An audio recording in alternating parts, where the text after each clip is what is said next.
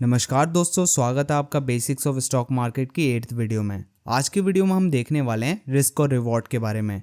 और ये मैं आपको बता दूं कि रिस्क और रिवॉर्ड इन्वेस्टिंग में बहुत ज़्यादा ज़रूरी है। अगर आप इस वीडियो को एंड तक देख लेते हैं तो आपको एक कॉन्सेप्ट अच्छे से समझ में आ जाएगा। और अगर आप इन्वेस्टिंग में प्रॉफिटेबल रहना चाहते हैं और इसको और ज़्यादा डेप्थ में समझना चाहते हैं तो रिस्क रिवॉर्ड के बारे में आपको ज़रूर पता होना चाहिए। तो चलिए आगे बढ़ते हैं। आप सबसे पहले समझते हैं इन्वेस्टिंग में रिस्क होता क्या है। इन्वेस्टिंग में रिस्क का मतलब होता है एन एक्सपोजर टू लॉस। मतलब आपने जो भी इन्वेस्टमेंट करी है उसका प्राइस कम होना, उसी को हम रिस्क बोलते हैं। अब सबसे पहले समझते हैं लो रिस्क इन्वेस्टमेंट्स के बारे में। सेविंग अकाउंट्स और गवर्नमेंट बॉन्ड्स ऑफर करते हैं स्टेबिलिटी, लेकिन वो उतना ज़्यादा इन्फ्लेशन को आउटपेस नहीं कर पाते हैं। तो ये लो रिस्क इन्वेस्टमेंट्स होती हैं। इनमें रिस्क कम होता है लेकिन रिवॉर्ड भी ज़्यादा नहीं होता। रिस्क के हिसाब से रिवॉर्ड भी उतना ही रहता है।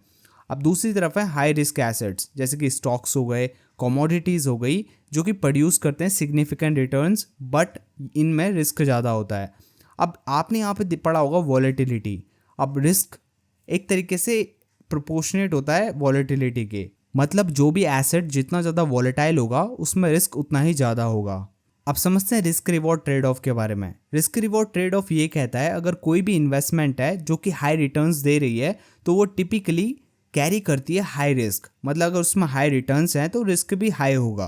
ये वैसा हो गया, अगर रिस्क है तो इश्क है, उसकी तरह हो गया। तो यही है रिस्क रिवॉर्ड ट्रेड ऑफ का मतलब। और आपको ये बात समझनी होगी कि you can not have a reasonable payoff without taking on some risk. आपको रिस्क लेना ही पड़ेगा अगर आपको एक अच्छा रिटर्न चाहिए तो। अब इसमें ये डिपेंड करता है कि आपका बिहेवियर कैसा है। क्या आप चीज़ों को कैलकुलेट करके चल रहे हैं या नहीं चल रहे हैं, उसके बारे में हम आगे देखेंगे। आप इसको समझ जाएंगे कि मैं कहना क्या चाहता हूँ। तो चलिए अब आगे बढ़ते हैं।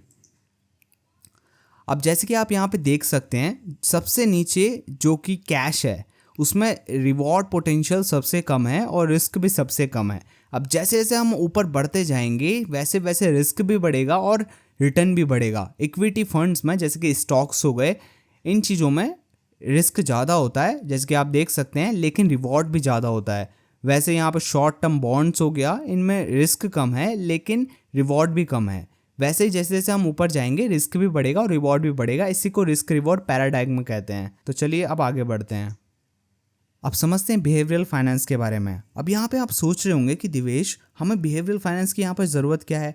यहाँ पे आपको ज़रूरत इसलिए है क्योंकि आपको ये समझना है कि आपका ब्रेन काम कैसे करता है, आपका ब्रेन कैसे कोई डिसीजन लेता है और आपके इसके पीछे साइकोलॉजी क्या रहती है।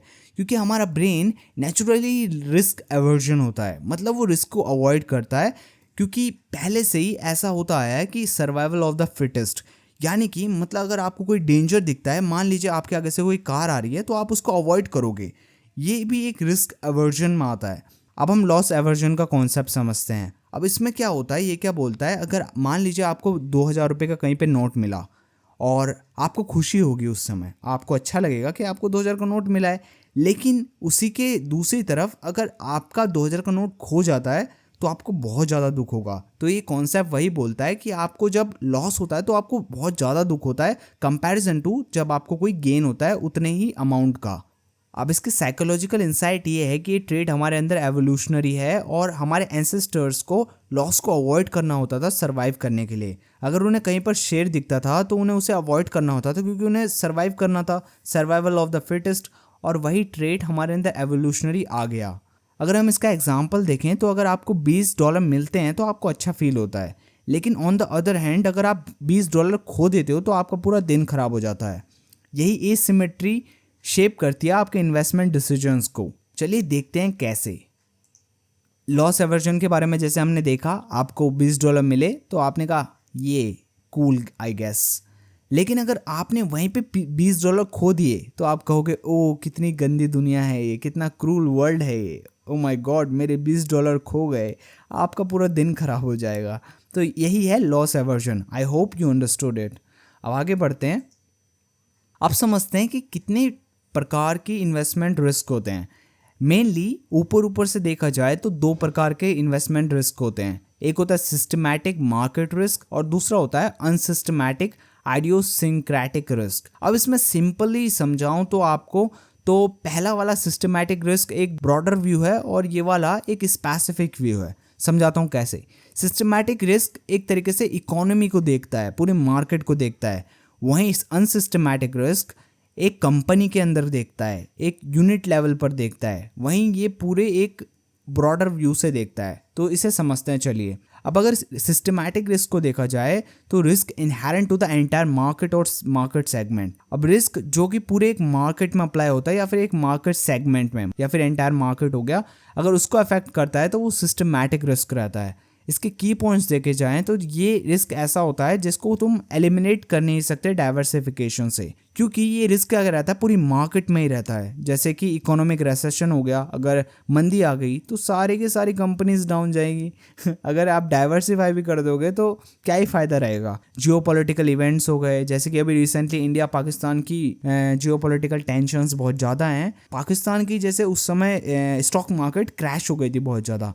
ऐसे ही इवेंट्स रहते हैं जो कि अफेक्ट करते हैं, जिसे सिस्टमैटिक रिस्क बोलते हैं। जैसे कि अभी रिसेंटली डोनाल्ड ट्रंप भी आए थे, तो उसकी वजह से टैरिफ्स की वजह से बहुत सारी मार्केट्स में डाउन टर्न आया था। तो वही होते हैं जियोपॉलिटिकल इवेंट्स। कोई भी इंटरेस्ट रेट चेंजेस में अफेक्ट होता है तो उसकी वजह से भी बहुत ज़्यादा मार्केट ऊपर नीचे जाता है, क्योंकि इसमें ऐसा रहता है तो कंपनीज लोन लेके रखती हैं तो उसमें भी अफेक्ट होता है और मार्केट क्रैशेस। अब वहीं अनसिस्टमैटिक रिस्क को देखा जाए तो ऐसा रिस्क जो कि एक कंपनी, इंडस्ट्री और सेक्टर तक ही सीमित रहता है। और अगर इसके की पॉइंट्स देखें तो diversification can help reduce unsystematic risk. अब यहाँ पे डाइवर्सिफिकेशन ऐसे हेल्प कर सकता है, मान लीजिए आपने किसी रेलवे कंपनी में इन्वेस्टमेंट कर रखी है और आपके वो कंपनी डाउन जा रही है, तो आपने दूसरी इन्वेस्टमेंट एफएमसीजी कंपनी में कर रखी है, फूड बेवरेजेस वाली कंपनी में, तो वो तो नहीं जाएगी डाउन, क्योंकि अभी रेलवे डाउन जा रहा है तो ज़रूरी थोड़ी ना वो भी जाएगी डाउन। तो डाइवर्सिफिकेशन कर लिया आपने, अलग अलग सेक्टर्स में इन्वेस्टमेंट कर रखे, जैसे आईटी सेक्टर में कर दिया या फिर ग्रीन एनर्जी सेक्टर में हो गया। वैसे ही अगर आप डाइवर्सिफाई करते हो अपने पोर्टफोलियो को तो आप अनसिस्टमैटिक रिस्क से बच सकते हो। अगर इसके एग्जांपल्स देखें तो जैसे कि अगर मान लीजिए किसी कंपनी की मैनेजमेंट बहुत ज़्यादा पुअर है, पुअर डिसीजंस ले रही है, या फिर प्रोडक्ट उनके अच्छे नहीं है, उनके प्रोडक्ट्स में कोई कमियां आ गई हैं, या फिर इलीगल इश्यूज हो गए हैं उनके ऊपर, बहुत सारे लीगल इश्यूज हो जाते हैं कंपनीज के ऊपर, जिसकी वजह से उनको फाइन वाइन देना पड़ता है, तो उसकी वजह से कंपनी में बहुत ज़्यादा फाइनेंशियल प्रेशर पड़ता है। तो ये सारे रिस्क रहते हैं जो कि अफेक्ट करते हैं आपके इन्वेस्टमेंट को। अभी हमने समझा कि आपके दो तरीके के रिस्क रहते हैं इन्वेस्टमेंट, सिस्टमैटिक रिस्क और अनसिस्टमैटिक रिस्क। सिस्टमैटिक रिस्क एक तरह के ब्रॉडर रिस्क है जो कि मार्केट को अफेक्ट करता है, वहीं अनसिस्टमैटिक रिस्क एक यूनिट लेवल पर अफेक्ट करता है किसी इंडस्ट्री, कंपनी और सेक्टर को। डाइवर्सिफिकेशन से आप अनसिस्टमैटिक रिस्क से बच सकते हैं, लेकिन यहाँ पे डाइवर्सिफिकेशन काम नहीं आता है क्योंकि ये पूरी इकोनॉमी को अफेक्ट करता है। अब आगे देखें, इसको टेबल के जरिए समझते हैं। अब डेफिनेशन देखा जाए तो risk inherent to the entire market और इकोनॉमी, जैसे कि मैंने आपको बताया था, सिस्टमैटिक रिस्क पूरी इकोनॉमी या फिर मार्केट को अफेक्ट करता है, वहीं अनसिस्टमैटिक रिस्क स्पेसिफिक होता है कंपनी और एक इंडस्ट्री में। इम्पैक्ट क्या होता है इसका, अफेक्ट करता है all investments across the markets. आप इससे बच नहीं सकते अगर ऐसा होता है तो। लेकिन अनसिस्टमैटिक रिस्क अफेक्ट करता है ओनली स्पेसिफिक कंपनीज या फिर सेक्टर्स को। अब डाइवर्सिफिकेशन की बात करें तो can not be mitigated through diversification. Systematic risk से नहीं बच सकते अगर आप डाइवर्सिफिकेशन करते हैं तो, लेकिन अनसिस्टमैटिक रिस्क से आप बच सकते हैं, उसको आप कम कर सकते हैं या फिर एलिमिनेट कर सकते हैं डाइवर्सिफिकेशन से।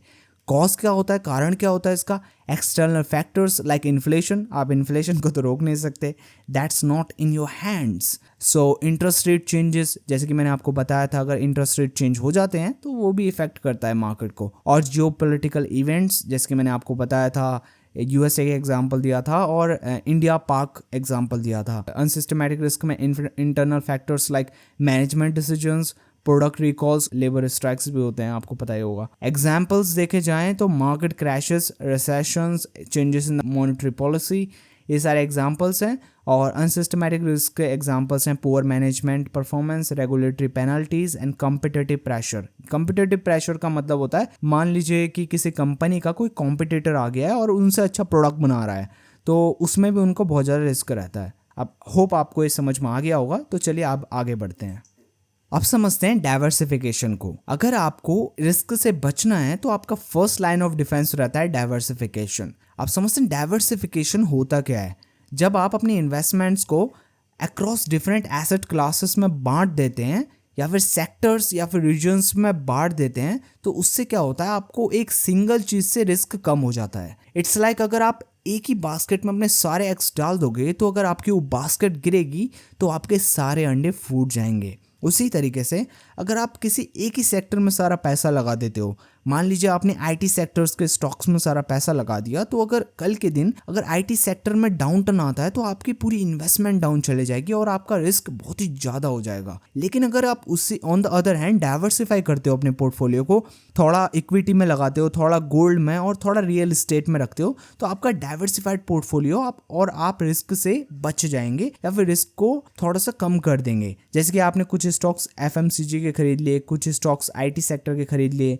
कुछ स्टॉक्स सोलर एनर्जी के खरीद लिए, तो इसी को डाइवर्सिफिकेशन बोलते हैं। अब आगे समझेंगे कि डाइवर्सिफिकेशन अच्छा होता है या नहीं होता। इसमें भी डिबेट होता है बहुत सारे लोगों का कि डाइवर्सिफिकेशन इज़ फॉर द सिसीज, मतलब कि बच्चों के लिए होता है डाइवर्सिफिकेशन, प्रो लोग ये नहीं करते। लेकिन उसके बारे में हम आगे जानेंगे कि ये क्या चीज़ है, कब आपको करना चाहिए और ये कैसा रहता है। लेकिन अगर मैं आपको बोलूँ, अगर आप स्टार्ट कर रहे हैं तो diversification is a very fantastic thing. सच बता रहा हूँ, डाइवर्सिफिकेशन बहुत ही बढ़िया चीज़ है।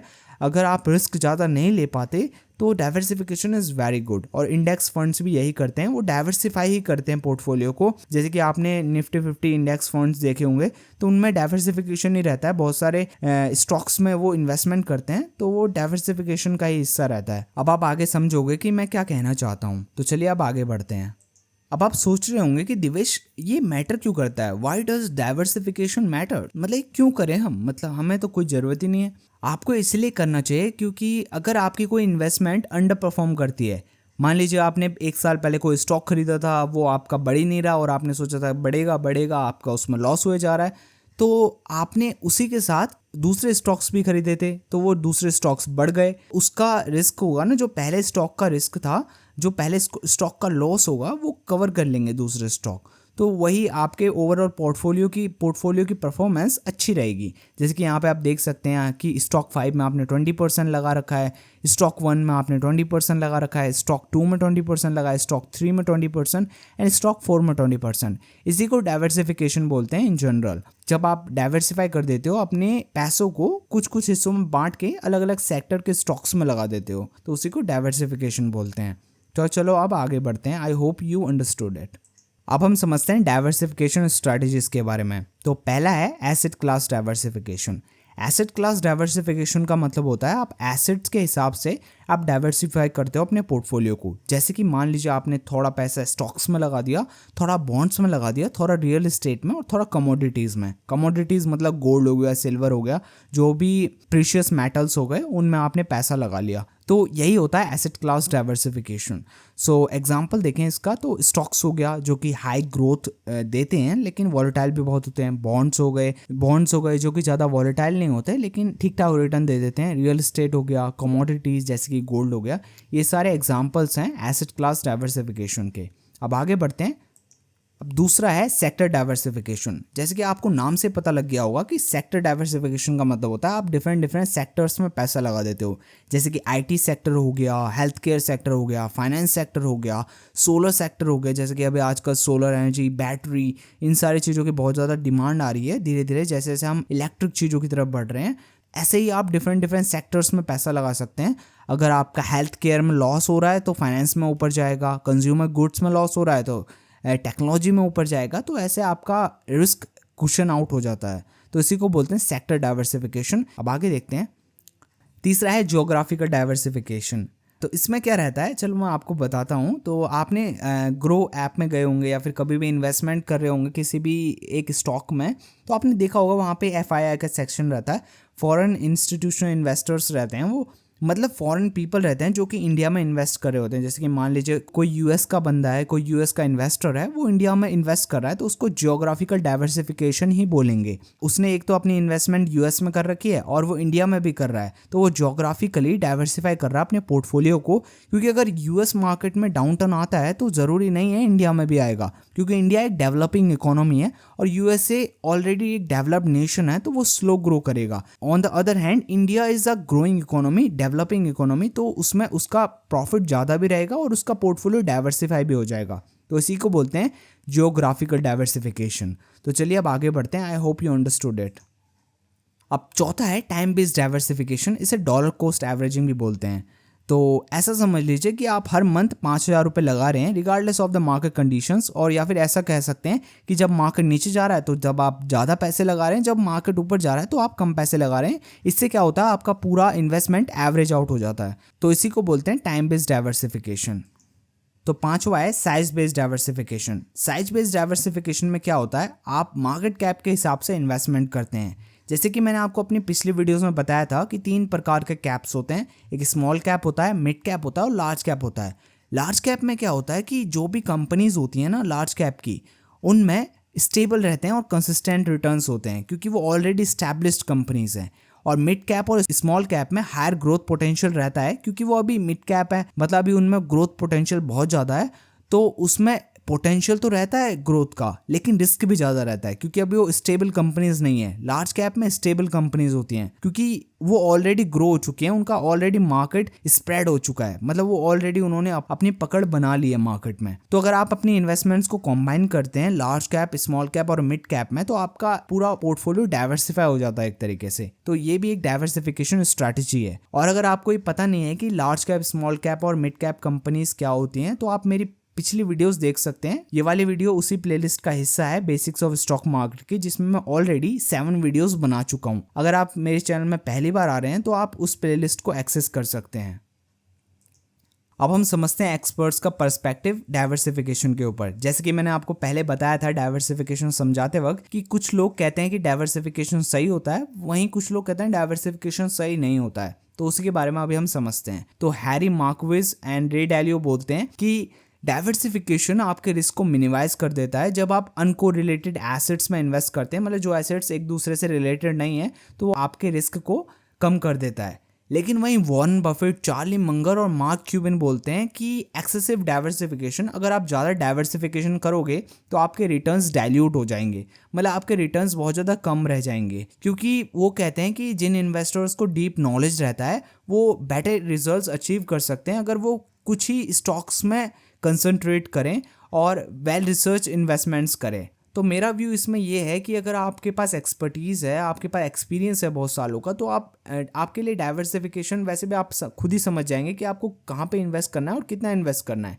लेकिन अगर आप एक बिगनर हैं तो आपको डाइवर्सिफाई करना ज़रूरी है अपना पोर्टफोलियो, क्योंकि उससे अभी आप वैसे भी बिगनर हैं और अगर आप ज़्यादा लॉस झेलते हैं तो आपके पास एक बैड इंप्रेशन होगा मार्केट का और आप लॉन्ग रन में टिक नहीं पाएंगे मार्केट में। इसीलिए अगर आप बिगनर हैं तो आप डाइवर्सिफिकेशन के साथ जाइए, फिर धीरे धीरे रिसर्च करिए, अपना पढ़िए, अपना नॉलेज गेन करिए, उसके साथ एक्सपीरियंस के साथ आप अपने डिसीजंस खुद लेना सीख जाएंगे। तो जैसे कि मैंने यहाँ पे भी लिखा है कि the ideal level of diversification depends on investment expertise. अगर आपकी इन्वेस्टमेंट एक्सपर्टीज कैसी है उस पर डिपेंड करता है आप कितना डाइवर्सिफिकेशन कर सकते हैं और आपकी रिस्क टॉलरेंस में।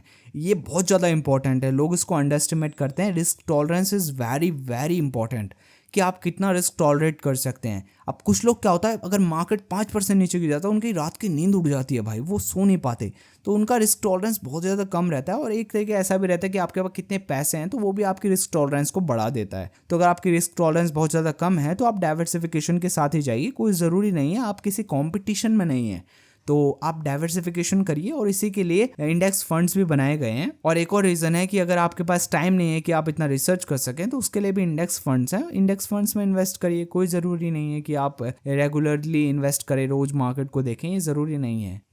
अब हम समझने वाले हैं रिस्क टॉलरेंस के बारे में। जैसे कि मैंने आपको बताया कि रिस्क टॉलरेंस बहुत ज़्यादा ज़रूरी होती है इन्वेस्टिंग में, तो अब हम उसी को समझेंगे। तो रिस्क टॉलरेंस के 2 कंपोनेंट्स होते हैं, विलिंगनेस टू टेक रिस्क और दूसरा है एबिलिटी टू बेयर रिस्क। पहला है विलिंगनेस टू टेक रिस्क। इसमें क्या होता है, ये आपका डिपेंड करता है पर्सनैलिटी ट्रेट्स के ऊपर और इमोशनल रिस्पॉन्सेस के ऊपर।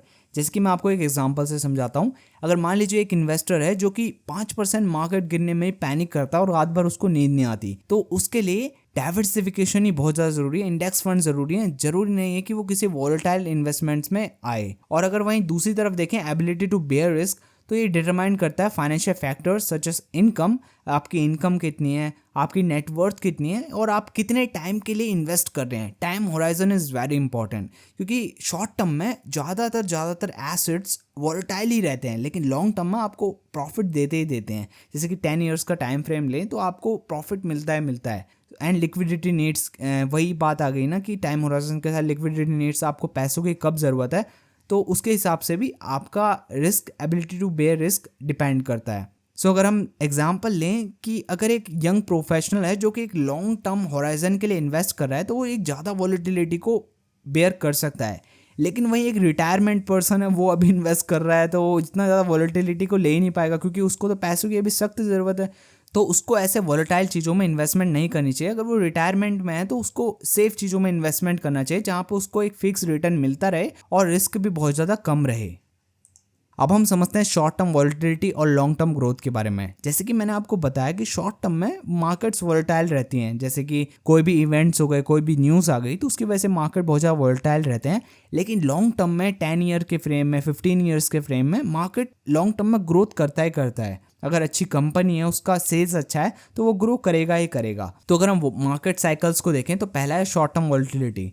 तो डेली मंथली फ्लक्चुएशंस तो ड्रामेटिक रहेंगी आपके लिए, क्योंकि ये टेम्पररी रहती हैं। तो डेली तो मार्केट फ्लक्चुएट करेगा ही करेगा। लेकिन अगर हम लॉन्ग टर्म के देखें तो ग्रोथ रहेगी वहाँ पे। जैसे कि अगर आप हिस्टोरिकली भी देखेंगे तो आपको बहुत सारी चीज़ें मिलेंगी, एविडेंसेस मिलेंगे। जैसे कि रिसेंट का ही देख लीजिए, कोविड के बाद मार्केट कैसे रिकवर हुआ, तो आपने देखा ही होगा कोविड के बाद। तो वही है, लॉन्ग टर्म ग्रोथ तो रहती है। अगर आप लॉन्ग टर्म के लिए इन्वेस्ट कर रहे हैं तो आपको प्रॉफिट होगा ही होगा। तो अब हम आगे बढ़ते हैं, देखते हैं अब आगे क्या है।